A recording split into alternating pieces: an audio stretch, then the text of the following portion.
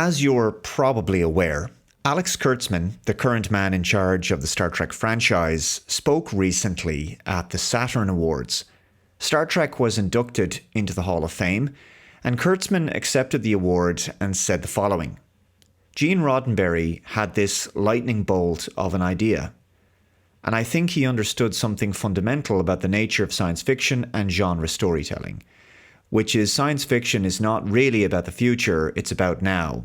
It's the prism through which the looking glass, the magnifying glass in which we examine ourselves, the state of humanity, who we are, what we're capable of, and where we're going.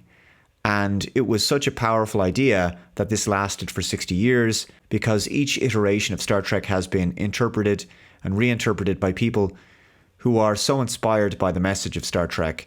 On set every day, the last several years, I've had this ritual, which is I take 1 minute to look around at what's going on and the incredible army of people and artists doing this job. And you'll not meet one person on our sets who doesn't love Star Trek in their core. You'll find this clip online. Star Trek has turned 60 this year, but you wouldn't know it, really. Besides awards like this, there's nothing really significant that's been planned to celebrate this incredible milestone in terms of, there's no new feature film, there's no special TV movie. All there is Star Trek Starfleet Academy. That's the only new production that's come out this year, and it's the worst received series in the entire franchise. And thanks to Star Trek Discovery, Strange New Worlds, Picard, and Section 31, the bar was already pretty low when it comes to new Star Trek. Star Trek's 60th year should be triumphant. It should be a major moment in television and science fiction history.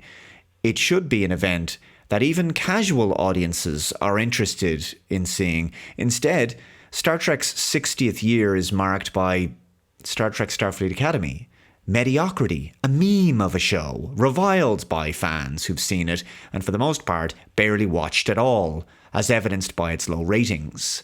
For me, Star Trek just feels dead, like it's a franchise with its best days behind it, kind of coasting by on the memories of that great past. Now, as we've discussed before, a second season of Starfleet Academy has been filmed and is in production because the first 2 seasons were filmed back to back. But for now, it seems, a third season hasn't been ordered, mercifully. For the first time in over a decade, there's no new Star Trek being filmed right now. Star Trek Strange New Worlds' 4th season is due out later this year. Its 5th season will come out next year, but those seasons were filmed already. They're simply in post-production now. There's no new plans for Star Trek outside of what's already in the pipeline. And if this is the beginning of the end of the Alex Kurtzman era, which it might be, it might not be, I should be delighted if it's over. Perhaps now, with the new Paramount management, the franchise can be course-corrected and a new creative visionary can take over. Maybe even ignore the last few years of Star Trek and reconnect with the Rick Berman era shows, focusing on building off of those instead. Wouldn't that be great? But, I'm not really sure anymore. Star Trek Picard Season 3 wasn't perfect, but it was vastly improved over its first 2 seasons and actually felt like proper Star Trek. It was an anomaly made possible by the fact that Alex Kurtzman was much less involved in that season and Terry Matalas had taken over as showrunner.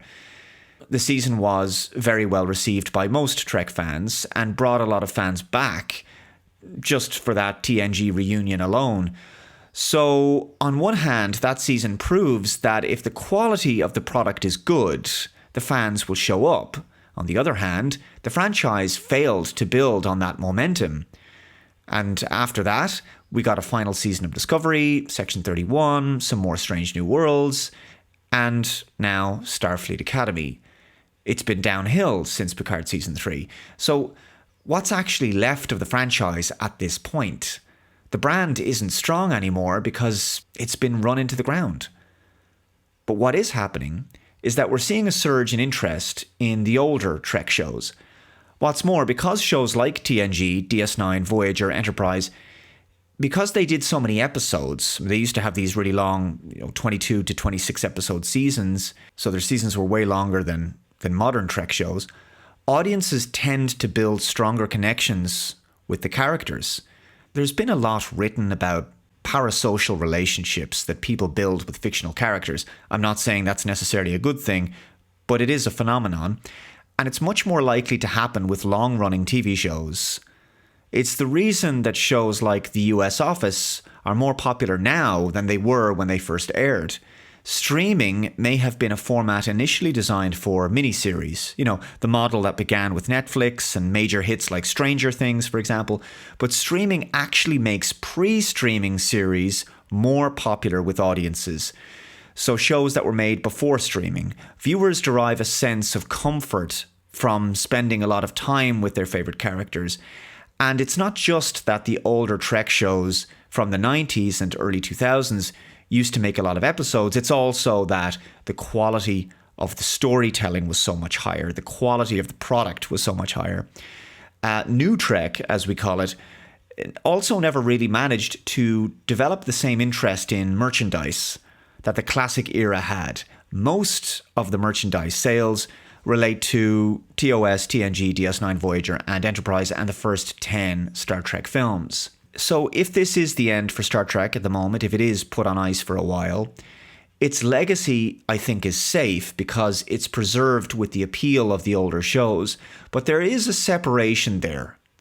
There is an unspoken separation between New Trek and the old Trek. Fans are much more skeptical of new productions because of how poor and underwhelming recent shows have been. If the Kurtzman era is coming to an end, and I'm not certain it is, we'll have to wait and see, a future showrunner will inherit the challenge of having to rebuild fan trust and faith in new Star Trek.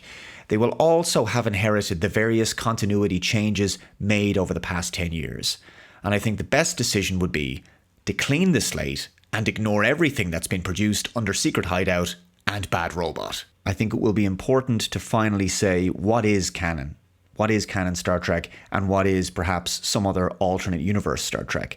Because I think modern Trek should be consigned to being something separate from the primary continuity.